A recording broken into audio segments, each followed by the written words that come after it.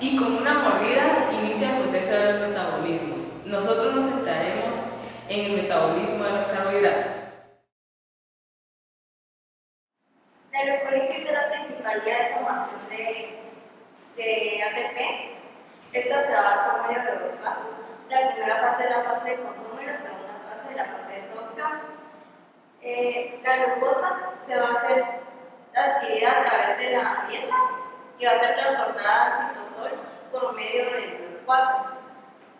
Entonces, la primera reacción que tenemos es la glucosa, pasa de glucosa 6-fosfato por medio de una fosforilación en donde el ATP va a abonar su fósforo y esta va a ser regulada por la exocinasa o glucosinasa en el hígado. La segunda reacción va a ser de glucosa 6-fosfato a fructosa 6-fosfato por medio de una isomerización en donde solo se va a cambiar la estructura de mi molécula. La tercera es de fructosa 6-fosfato a fructosa 1,6-bisfosfato. Aquí también se va a dar una fosforilación por medio de la fosfofructoquinasa 1 y también el ATP va a abonar el fósforo.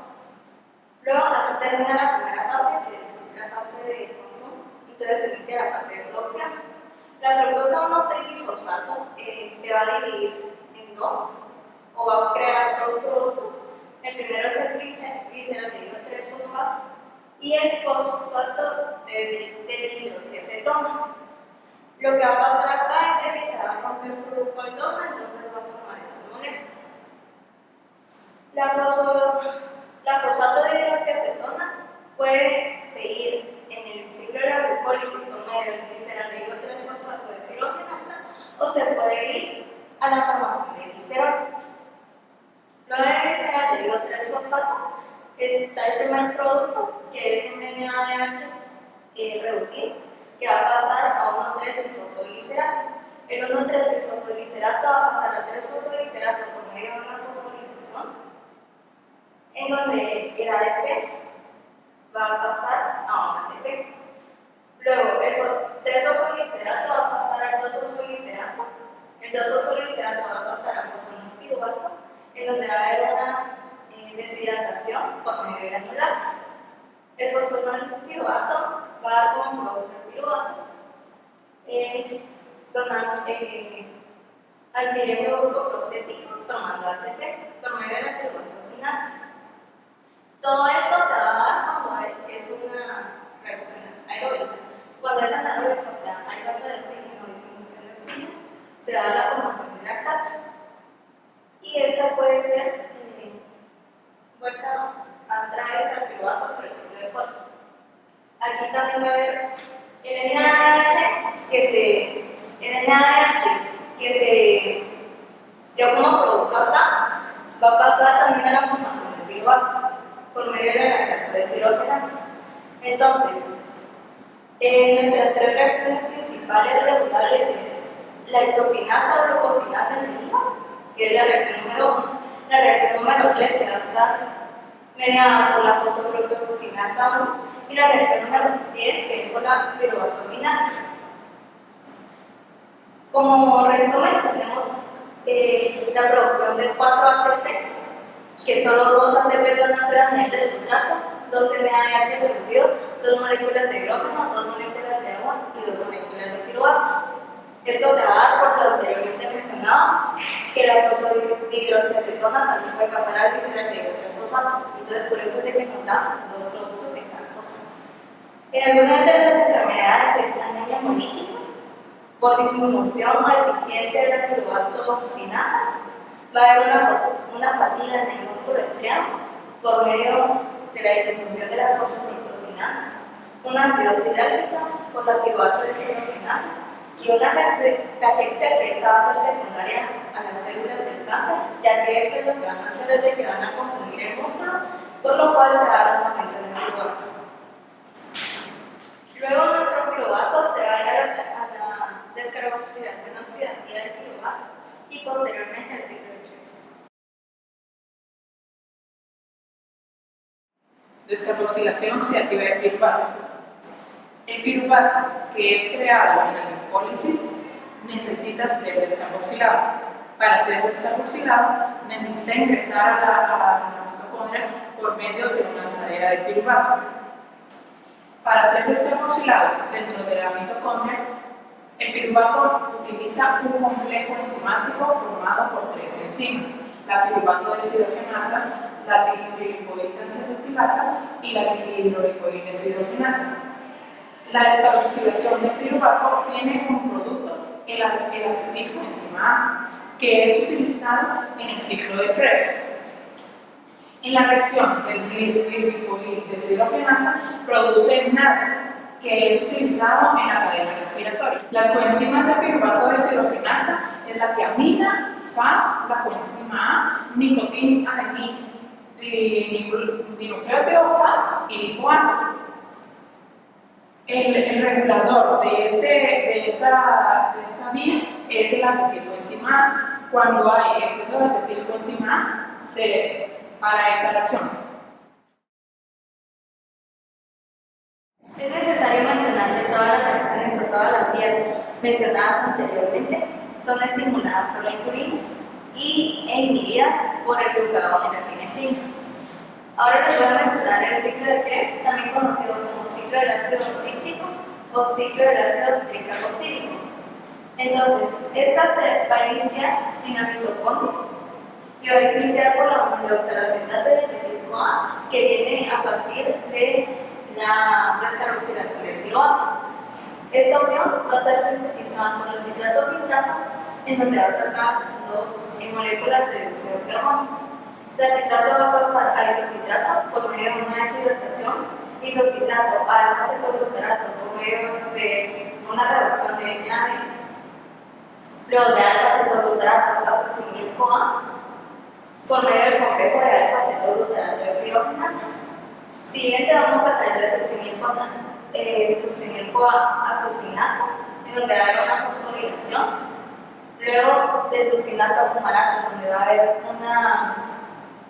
una reducción de FA.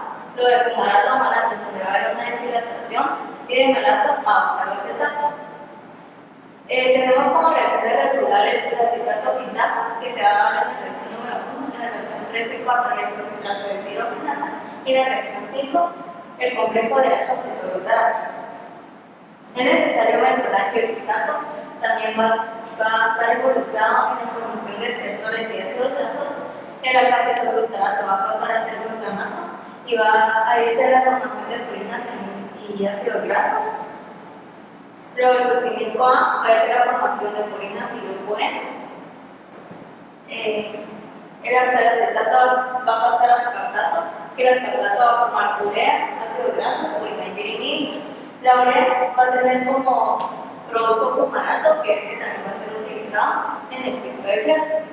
En malato tenemos de que se va a ir a la gluconeogénesis, que va a estar estimulada por el glucagón y por la epinefrina.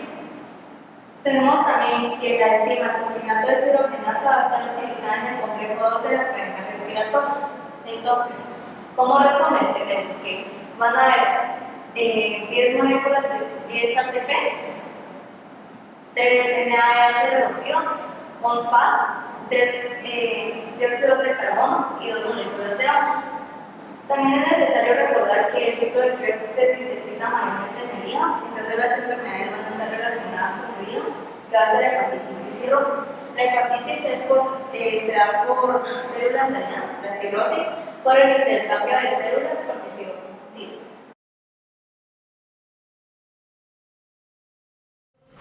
Cadena respiratoria y fosforilación oxidativa. La cadena respiratoria también es llamada cadena transportadora de electrones, porque son las moléculas que están en cadena que tienen como objetivo transportar electrones hacia el espacio intermembrana. Esta cadena está acoplada a la generación del intermediario de alta energía ATP, que es la fosforilación oxidativa. La mitocondria, la membrana de la mitocondria está formada por la membrana externa y una membrana interna. La membrana externa es semipermeable, es permeable a muchas moléculas, y la membrana interna es semipermeable. El complejo está formado por el complejo 1, NAD-Q-oxio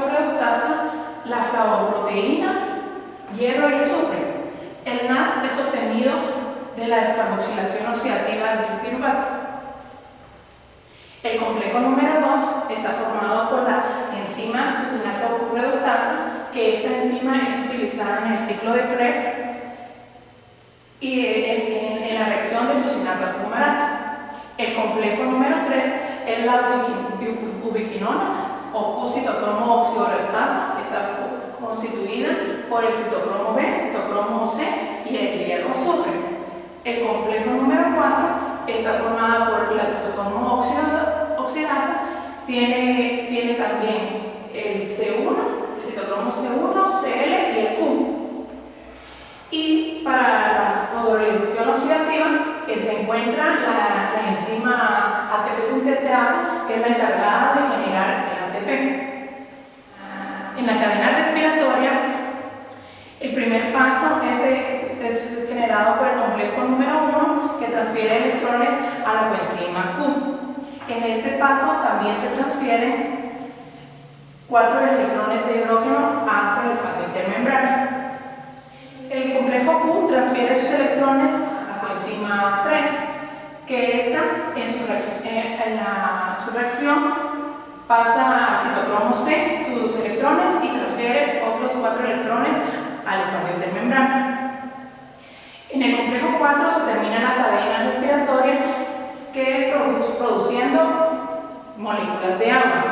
La fosforilación oxidativa se toma como hay una carga de electrones en el espacio intermembrana, toma esos electrones y los transfiere adentro de la mitocondria, generando ATP por medio de la enzima ATP sintetasa. Venenos que afectan la cadena respiratoria.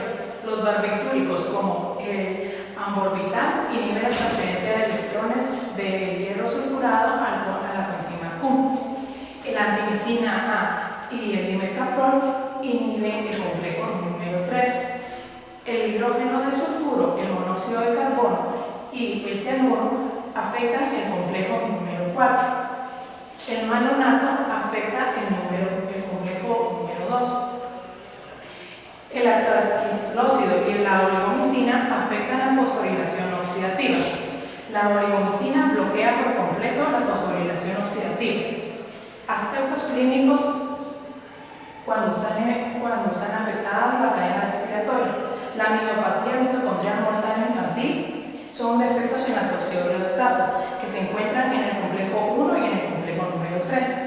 La mitensofolopatía, la acidosis láctica y la apoplejía mitocondrial es cuando se encuentra afectado el complejo número 1.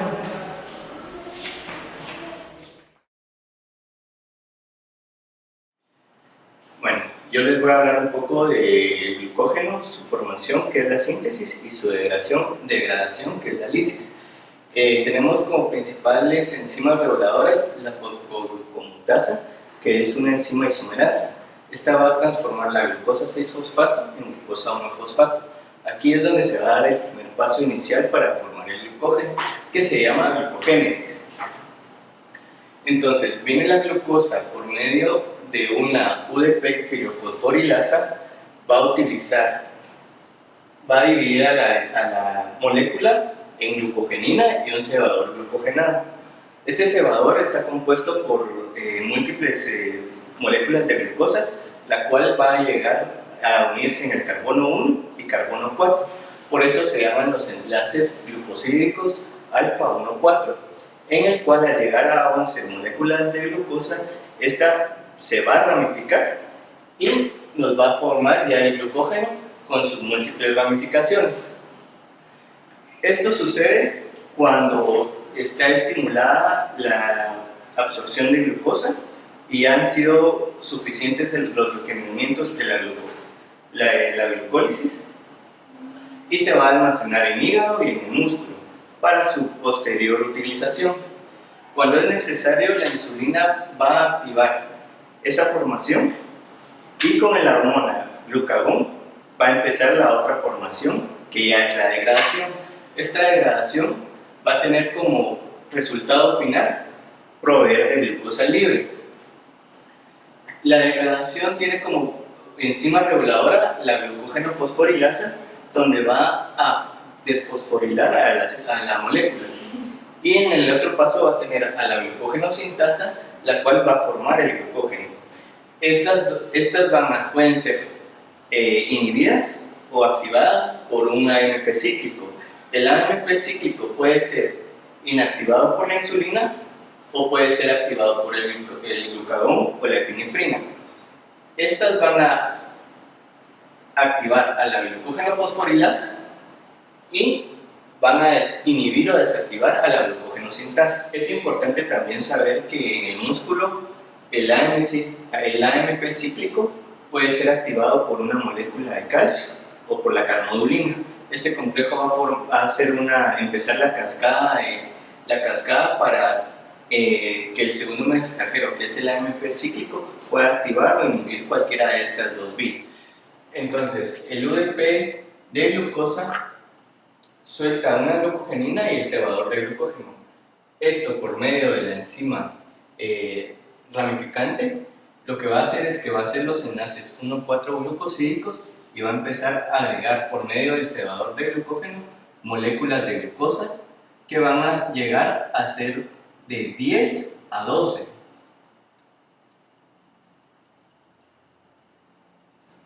Al llegar a la 11ª molécula, lo que va a suceder es que se va a activar la enzima ramificante.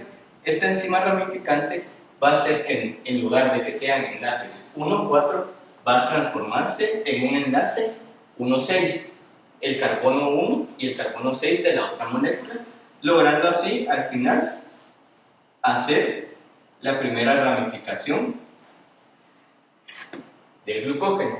Y sucesivamente va a seguir haciendo este proceso hasta alcanzar que una molécula de glucógeno sea cada vez más grande para su almacenamiento.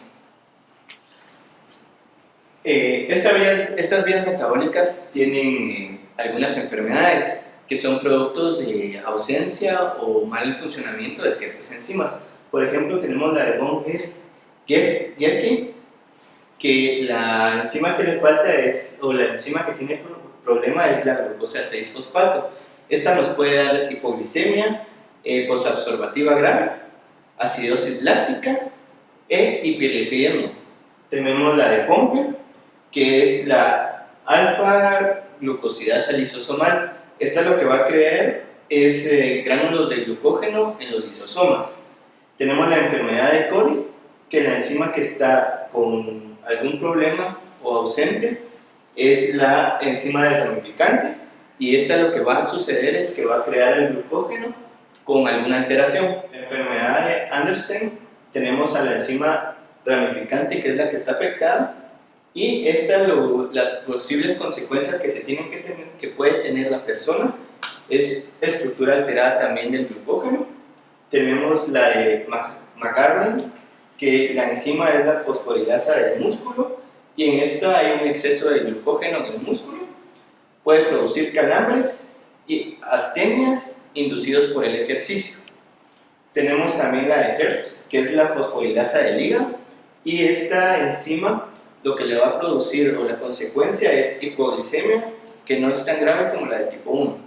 Entonces, en resumidas cuentas, la vía del glucógeno, tanto su glucogenólisis como la glucogénesis, esta puede ser activada por hormonas, vía hormonal, por segundos mensajeros, que es el CAM y el calcio, y también por los productos, que cuando hay exceso de glucosa se va a generar la glucogénesis, y cuando hay necesidad de adquirir glucosa se va a formar la glucogenólisis.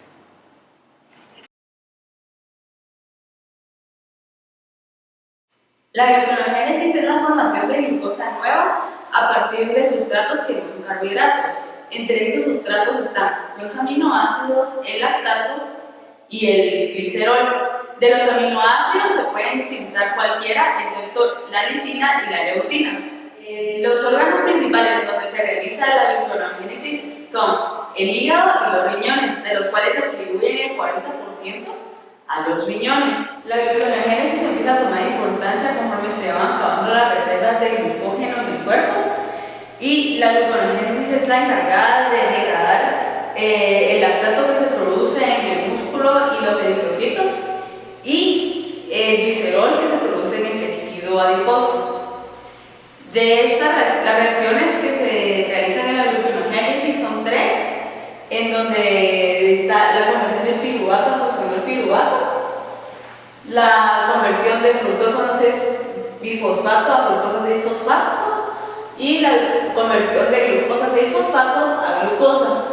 En esta vía solo se encuentran 4 enzimas, las cuales son la piruvato carboxilasa, que se encarga de carboxilar el piruvato hacia oxalacetato, la fosfoenolpiruvato carboxinasa, que se encarga de fosforilar y descarboxilar el oxalacetato para formar fosfoenolpiruvato, la fructosa 1,6-bifosfatasa, que se encarga de desfosforilar la fructosa 1,6-bifosfato para formar fructosa 6-fosfato, la glucosa 6-fosfatasa, que se encarga de fosforilar la glucosa 6-fosfato para formar glucosa. La regulación de la gluconeogénesis es recíproca con la glucólisis y hay 3 mecanismos, de los cuales son el cambio enzimático, síntesis enzimática, de la cual depende de la cantidad de sustratos que se encuentran en el organismo, y la modificación alostérica, de las cuales se encuentra la acetil-CoA como activador de piruvato carboxilasa. Luego también tenemos la fructosa 2,6-bifosfato, que es el activador alostérico más potente que tenemos para la fosfofructosinasa 1 y el inhibidor de la fructosa 1,6-bifosfatasa. Como se había mencionado, la gluconeogénesis puede realizarse a partir de 2 sustratos, los cuales son los aminoácidos y el lactato. El lactato se obtiene a partir de la producción del músculo y los eritrocitos.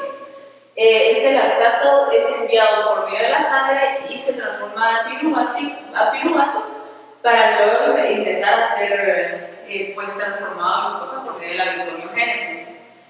Luego tenemos la transaminación de piruvato hacia alanina. Este es uno de los aminoácidos que más se utilizan para la gluconeogénesis.